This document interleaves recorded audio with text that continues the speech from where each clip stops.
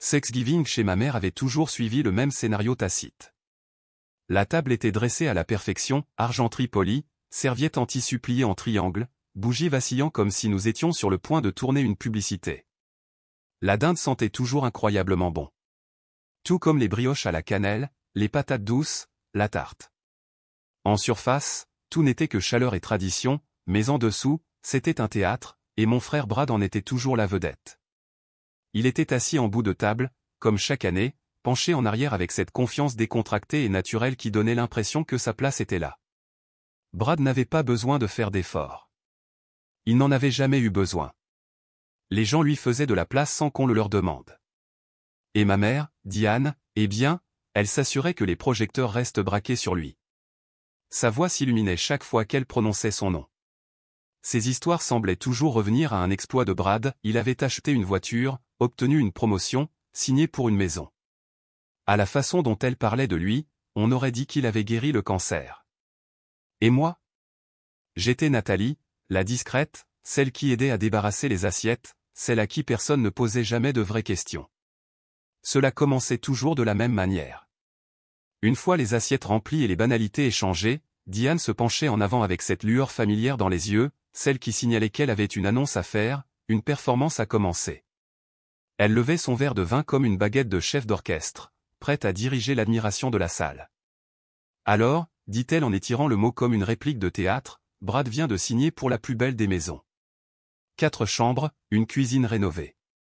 Le jardin est à tomber par terre. C'est un véritable investissement, vous savez. Quelque chose qui a de l'avenir. La pièce bourdonna d'une approbation prévisible. Tante Barbara eut un petit hoquet de ravissement. Ma cousine Lisa applaudit doucement. Brad, bien sûr, ne leva pas les yeux de son assiette. Il se contenta d'offrir ce demi-sourire modeste qu'il avait perfectionné au fil des ans, celui qui semblait dire « Oh, arrêtez, mais continuez donc ». Je pris une gorgée d'eau. Pas de vin. Pas encore. Puis, comme prévu, Diane tourna ses yeux vers moi. Je connaissais ce regard avant même qu'elle ne penche la tête. « Ma chérie », dit-elle, ce ton doux et excessivement compatissant enrobant chaque syllabe. « Quand vas-tu enfin te caser ?» La voilà. La réplique, celle que j'avais entendue d'une douzaine de manières différentes au fil des ans, enveloppée de préoccupation mais teintée de condescendance. Peu importait ma réponse. Ça n'avait jamais eu d'importance. Tout ce qui n'était pas une bague, un prêt immobilier et une famille parfaite pour les photos était une déception, quelque chose à reconnaître poliment avant de revenir rapidement à Brad. Pendant des années, j'ai joué le jeu. Je souriais, je riais, je donnais des réponses vagues, oh, un jour, ou, je suis en train de voir où la vie me mène. Je laissais passer parce que provoquer une scène n'aurait fait que lui donner raison, n'est-ce pas? Mais cette année était différente. Non pas parce que j'avais quelque chose à prouver, mais parce que son approbation m'était devenue indifférente. Ce changement en moi n'était pas bruyant.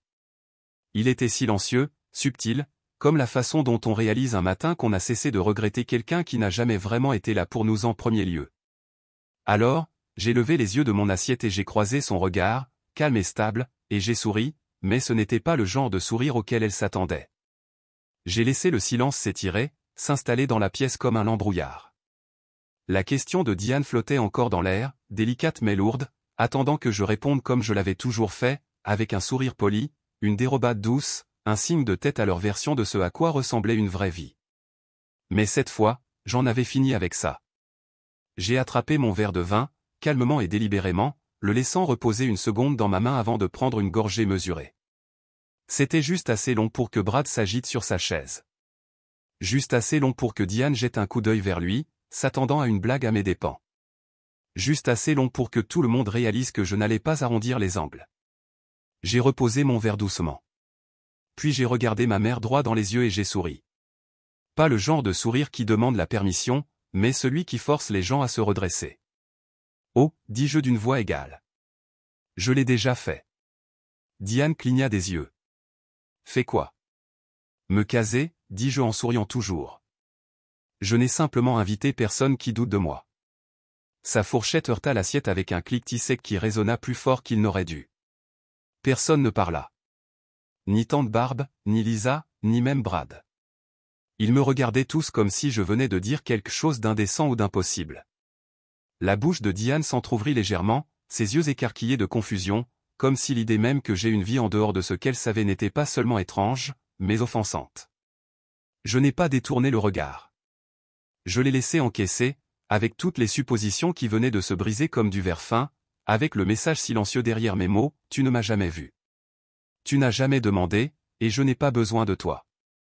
Et ce n'était que le début. Je ne me suis pas précipité. J'ai laissé le silence s'installer. Je l'ai laissé faire le gros du travail. Parfois, l'immobilité a plus de poids que n'importe quelle voix qui s'élève. Et ce soir-là, c'était exactement ce qu'il se passait. Tante Barbe fut la première à bouger. Elle attrapa la purée de pommes de terre comme si ses mains avaient besoin de quelque chose à faire. Mais même alors, elle continuait de jeter des coups d'œil furtifs dans ma direction, comme si elle essayait de faire le lien entre la Nathalie qu'elle pensait connaître et celle qui était assise en face d'elle. Diane s'éclaircit la gorge. Alors, où est cette maison à toi? Sa voix était mesurée maintenant, ne dégoulinant plus de douceur, juste fine, prudente. Elle essayait de reprendre pied, de rappeler à la tablée qu'elle avait toujours l'autorité de poser les questions. J'ai haussé légèrement les épaules. Pas loin, dis-je en attrapant la corbeille à pain. Peut-être à 20 minutes, selon le trafic. La façon dont la pièce se pencha à cette réponse était presque comique. Pas seulement de la curiosité, mais une fin de détail, de contrôle, de contexte qu'il n'avait jamais pris la peine de chercher auparavant. C'était le genre d'attention que je n'avais pas reçu à cette table depuis des années, peut-être jamais. Le sourire narquois de Brad vacilla sur ses lèvres. 20 minutes, répéta-t-il avec une fausse décontraction. C'est quel genre d'endroit? Je n'ai pas répondu tout de suite. J'ai pris mon temps pour beurrer mon petit pain. Puis, toujours calme, toujours parfaitement imperturbable, j'ai dit, un peu plus de 370 mètres carrés. C'est à ce moment-là que l'énergie a changé pour de bon. Lisa laissa échapper un léger sifflement. Barbe cligna des yeux avec force. La main de Diane se crispa sur sa fourchette.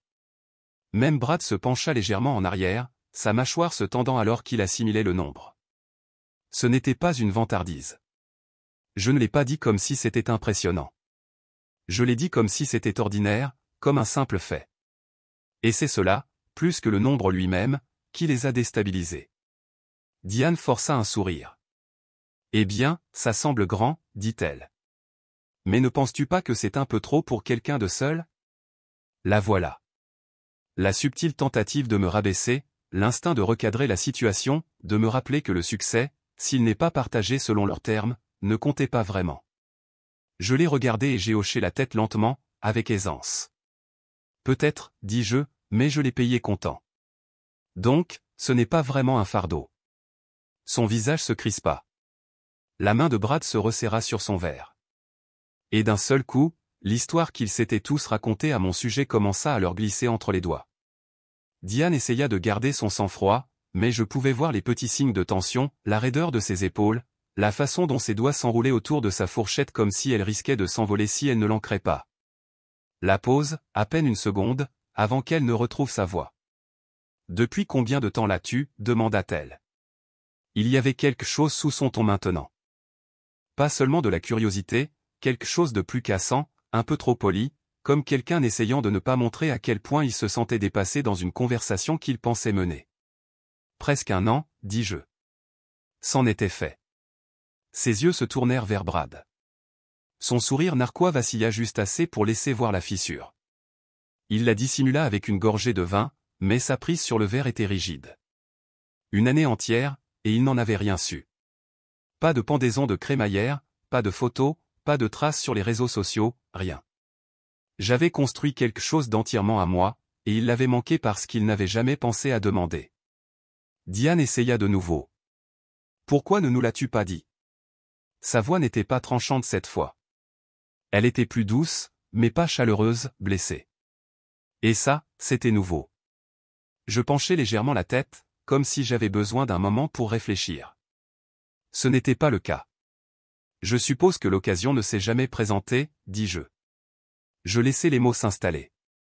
Elle n'avait aucune répartie, aucune réplique facile. Brad laissa échapper un petit rire. Allons, Nathalie, dit-il en secouant la tête. Une maison, c'est une grosse affaire. C'est un peu bizarre de garder ça secret, tu ne trouves pas? Je croisai son regard calmement. Pas vraiment, dis-je. Ce n'est pas comme si quelqu'un avait jamais demandé. Brad s'avança, très légèrement, les coudes posés sur le bord de la table comme s'il s'apprêtait à rétablir sa domination. Quel genre d'endroit as-tu même acheté? Demanda-t-il. Son ton était désinvolte en surface, mais il y avait quelque chose en dessous, quelque chose de forcé. Comme s'il essayait déjà de façonner le récit avant que les détails n'arrivent. Je savais exactement ce qu'il faisait. Je l'avais vu faire pendant des années, minimiser, rediriger, rejeter. Je ne lui ai pas donné la satisfaction de hâter ma réponse. J'ai pris mon verre de vin, l'ai fait tourner lentement, et pris une gorgée silencieuse. Puis je l'ai regardé directement. Oh, dis-je comme si l'idée venait de me traverser l'esprit. Elle est plus grande que la tienne. Le silence qui suivit fut instantané. Pas stupéfait, pas offensé, juste immobile. Comme si la pièce avait besoin d'un moment pour absorber ce qui venait d'être dit. Le sourire narquois de Brad vacilla à nouveau, juste un tic au coin de la bouche, mais ses doigts se resserrèrent sur son verre. Sa mâchoire se tendit. Il n'aimait pas être sur la défensive. Pas ici. Pas devant Diane. Pas à cette table où, pendant si longtemps, il avait été l'intouchable. Diane cligna des yeux rapidement. Elle ouvrit la bouche, puis la referma. Pas de dérobade astucieuse, pas d'éloge protecteur. Tante Barbe, toujours curieuse, se pencha. Plus grande, demanda-t-elle. De combien plus grande on parle? Je n'ai pas répondu tout de suite. Je les ai laissés le désirer. Je les ai laissés mariner dans cet espace inconnu où ils ne savaient pas tout de moi. Finalement, j'ai dit d'un ton léger, un peu plus de 370 mètres carrés. Le halètement étouffé de Barbe était presque comique. Le souffle de Diane se coupa, et Brad ne dit pas un mot, mais il n'en avait pas besoin. Son silence en disait long. Diane tenta de se ressaisir. Elle joignit ses mains sur ses genoux, se redressa et força un sourire qui n'atteignit pas tout à fait ses yeux. Eh bien, la maison de Brad est ravissante aussi, dit-elle vivement, sa voix un peu trop forte. Et elle est dans un si beau quartier, un investissement intelligent. Brad expira par le nez et se redressa, clairement reconnaissant de l'aide. Ouais, dit-il. Tu sais, l'immobilier, c'est une question de timing. J'ai fait une excellente affaire. Tante Barbe pencha la tête. Attends, dit-elle en posant sa fourchette. Tu ne l'as pas payé comptant? La question frappa plus fort qu'elle ne l'avait prévu. Elle déchira le tissu du récit de Diane en une seule phrase. Brad marqua une pause, une fraction de seconde, mais ce fut suffisant. Eh bien, non, admit-il. La plupart des gens ne le font pas, n'est-ce pas? Ce n'est pas vraiment comme ça que ça marche. Je fis un léger en hochant lentement la tête. C'est juste, dis-je. Certains d'entre nous préfèrent simplement ne rien devoir à personne. Brad ne répondit pas. Sa mâchoire se serra. Ses jointures étaient blanches contre la base de son verre de vin, et je savais que je venais de toucher un point sensible.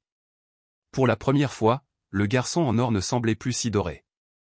Je me suis penché en arrière sur ma chaise, j'ai laissé mes doigts frôler le bord de mon assiette et j'ai tourné mon regard vers lui. Alors, dis-je doucement, comment va ton prêt immobilier, Brad? Sa bouche tressaillit. C'était à peine visible, mais c'était là. Diane regarda de l'un à l'autre, sentant clairement la tension, mais ne comprenant pas encore où cela menait. Brad s'en sort très bien, dit-elle rapidement. Il est responsable. Il l'a toujours été. Je penchai la tête. Vraiment? Les yeux de Brad se plissèrent vers moi. Tu aimes parler de succès, dis-je d'un ton égal. Tu aimes faire comme si tu avais tout compris. Mais la vérité, c'est que tu ne l'as pas vraiment acheté, cette maison, n'est-ce pas? Il se figea. Et pendant une fraction de seconde, je vis quelque chose que je n'avais jamais vu en lui auparavant, la peur. Toi, quoi, dit Diane, le regardant sèchement. De quoi parle-t-elle? Je n'ai pas scié. Le lui as-tu dit, Brad? Demandai-je, la voix douce mais ferme. Que tu as du mal à joindre les deux bouts? Que tu as utilisé tes cartes de crédit jusqu'à la limite juste pour verser la compte? Que la banque possède la plus grande partie de ce que tu prétends être à toi. Le silence qui suivit était épais. Diane regarda Brad comme s'il était un étranger. Il ouvrit la bouche, mais aucun son n'en sortit. Tu mens, dit-il finalement, d'un ton plat et désespéré.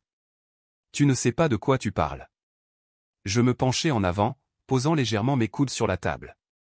Si je mens, dis-je, alors montre à maman tes relevés de compte, le solde de ton prêt, ton score de crédit. Il ne bougea pas. Ne parla pas. Et c'était toute la preuve dont quiconque avait besoin. La serviette de Diane se tordait entre ses doigts comme si elle pouvait maintenir la pièce unie. Brad, murmura-t-elle. Dis-moi qu'elle a tort. Il rit. C'était un rire sec, bref, le genre de son qui s'effondre sur lui-même. Elle essaie juste de semer la zizanie, dit-il en agitant une main dédaigneuse. Elle ne sait pas de quoi elle parle. Je n'ai pas bronché. Je n'ai pas élevé la voix. Si j'ai tort, dis-je, alors prouve-le. C'était tout. Pas de cris, pas d'accusation, juste des mots calmes et mesurés. Et cela l'a anéanti plus que des hurlements n'auraient jamais pu le faire. La mâchoire de Brad se serra si fort que je pouvais voir le muscle tressaillir sous sa peau. Diane le regarda vraiment, peut-être pour la première fois depuis des années. La certitude sur son visage avait disparu, remplacée par quelque chose de plus lourd, le doute. Montre-moi, dit-elle. Brad, montre-moi. Il ouvrit la bouche, la referma. Il passa une main dans ses cheveux, et soudain, il n'avait plus l'air posé. Il ressemblait à un garçon pris dans un mensonge trop gros pour être expliqué. Finalement, sa voix sortit, petite et acculée. D'accord, marmonna-t-il. C'est 300. Le souffle quitta les poumons de Diane dans une expiration lente et audible. 300 000, dit-elle, parvenant à peine à articuler les mots. Ce n'est pas si grave, se précipita-t-il. C'est temporaire. J'ai un plan. Je suis en train de restructurer. Mais peu importait ce qu'il disait. Le charme était rompu. Pendant des années, elle l'avait exhibé comme un trophée, comme si tout ce qu'il touchait se transformait en or. Et maintenant, dans la même pièce où elle avait passé des décennies à le louer, la vérité était assise entre eux comme un troisième invité à table. Tu m'as laissé dire à tout le monde que tu avais acheté cette maison content, dit Diane, la voix tremblante. Tu m'as laissé croire. Je ne te l'ai pas demandé, la coupa-t-il, la voix dure. Mais il était trop tard. L'image autour de laquelle elle avait bâti son identité Brad, le succès, Brad, l'exemple était fissuré, et tout le monde à cette table pouvait le voir. Je suis resté immobile. Inutile de remuer le couteau dans la plaie. Il s'était déjà enfoncé assez profondément. Pour la première fois de ma vie, Diane ne savait pas quoi dire. Et Brad, il ressemblait à un homme qui avait bâti son royaume sur du sable et qui venait d'entendre la marée monter. Le silence après sa confession n'était pas gênant. Il était saisissant. Lisa se renversa en arrière, les yeux écarquillés. Tante Barbe cligna des yeux en fixant son assiette comme si elle ne se souvenait plus comment tenir sa fourchette. Même la dinde semblait refroidir plus vite dans l'air. Le genou de Brad rebondissait sous la table, une énergie nerveuse sans issue. Il ressemblait à un homme qui avait compté sur une seule chose toute sa vie, que quoi qu'il arrive, Diane serait de son côté. Mais elle ne parlait pas. Elle le fixait simplement, silencieuse, immobile, les mains maintenant croisées sur ses genoux comme si même elles avaient capitulé. Il se tourna vers moi. « Tu crois que tu as gagné quelque chose ici » lança-t-il. « Tu avais vraiment besoin de m'humilier à Thanksgiving, Nathalie ? Je n'ai pas élevé la voix. Je n'avais pas besoin. Je ne t'ai pas humilié, dis-je d'un ton égal. Tu as fait ça tout seul. » Ses narines se dilatèrent, sa mâchoire se serra de nouveau, mais cette fois il n'avait pas de répartie, pas de remarque sarcastique, juste une respiration courte et défensive. J'ai regardé Diane. Tu n'as jamais posé de questions sur ma carrière, ma vie, mes choix, dis-je, ma voix calme mais indéniable. Tu as supposé que si je n'étais pas comme Brad, j'échouais. Mais je n'ai pas échoué.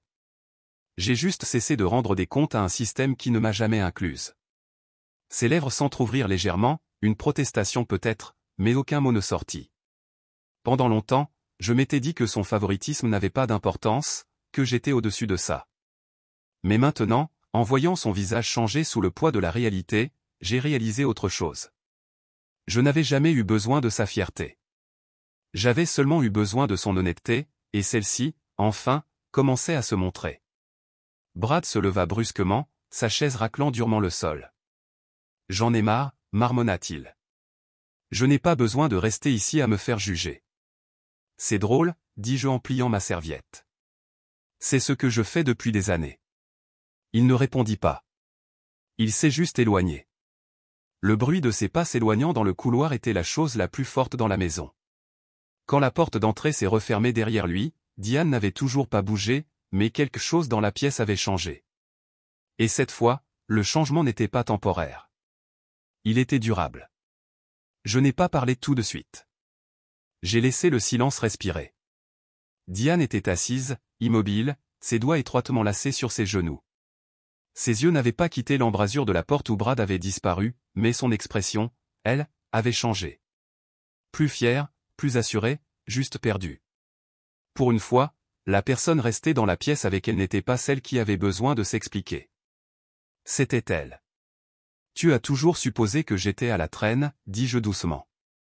Tu n'as jamais demandé où j'allais vraiment. » Son regard se tourna alors vers moi, lentement, comme si elle n'était pas sûre de vouloir croiser mes yeux, mais elle le fit.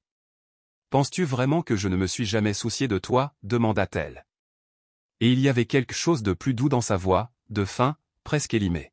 « Je pense que tu te souciais de la version de moi que tu pouvais comprendre, répondis-je. Celle qui ne remettait pas en cause ta vision du succès. Celle qui te laissait tout mesurer en mètres carrés, en titre de poste et en histoire polie que tu pouvais raconter à tes amis. » Elle cligna des yeux une fois, deux fois, puis baissa les yeux vers ses mains. Tante Barbe s'éclaircit la gorge. « Nathalie, dit-elle doucement. Pourquoi n'as-tu dit à personne ce que tu construisais ? » J'ai souri. Ni amer, ni suffisant, juste honnête. Parce qu'aucun de vous n'a jamais demandé. Pas vraiment. Ils avaient posé des questions sur les vacances, sur le temps qu'ils faisaient, mais pas sur les longues nuits que j'avais passées à monter mon entreprise, pas sur les risques que j'avais pris ou les victoires que personne n'avait vues. Ils ne m'avaient même pas demandé si j'allais bien quand j'avais manqué 2 Thanksgiving d'affilée. Ils avaient juste supposé que j'étais à la dérive. Diane me regarda de nouveau, et cette fois je vis quelque chose que je n'avais pas vu depuis des années. Pas du regret, mais de la reconnaissance. Peut-être que pour la première fois, elle ne me voyait pas à travers le prisme de la comparaison. Peut-être que maintenant, elle voyait la femme qui avait accompli en silence ce qu'aucun d'eux ne pensait possible, et qui n'avait pas besoin d'eux pour le faire. Je me suis levé lentement. Sans précipitation, sans effet dramatique, juste le grattement silencieux de ma chaise et le poids de tous les Thanksgiving passés s'effaçant derrière moi. J'ai attrapé mon sac à main, et glissé la sangle sur mon épaule, et ajusté mon manteau avec un calme que je n'avais pas ressenti depuis des années. Personne ne parla. Diane ne m'a pas arrêté. Elle ne m'a pas demandé de rester. Elle n'a pas essayé de sauver ce qui restait entre nous. Et c'était peut-être la chose la plus révélatrice de toutes. J'ai regardé la pièce une dernière fois. La chaise vide de Brad se dressait comme un point d'exclamation à toute la soirée. Tante Barbe fixait son assiette, les mains étroitement jointes. Lisa me regardait, juste me regardait, comme si elle me voyait pour la première fois et essayait de rattraper son retard. Je me suis tourné vers Diane. Ses yeux étaient brillants. Ses lèvres s'entr'ouvrirent, mais elle ne dit rien, me regardant simplement comme si elle s'attendait à un coup final, une remarque cruelle, une pique triomphante. Mais je n'avais pas besoin de ça. Je ne suis pas parti pour blesser qui que ce soit. Je suis parti parce que, finalement, je ne devais d'explication à personne ici. La prochaine fois que tu voudras savoir des choses sur ma vie, dis-je, la voix stable, basse, sans agressivité, essaie peut-être de vraiment écouter. Et sur ce, j'ai ouvert la porte d'entrée. L'air froid du soir rencontra mon visage, vif et silencieux, un monde en dehors de cette salle à manger où je n'étais l'ombre, la comparaison ou la déception de personne. Juste moi. Je suis sorti. Pas d'applaudissements, pas de halètements, pas de dernier mot traînant derrière moi. Seulement la paix. Celle qui ne vient pas du besoin de prouver quoi que ce soit.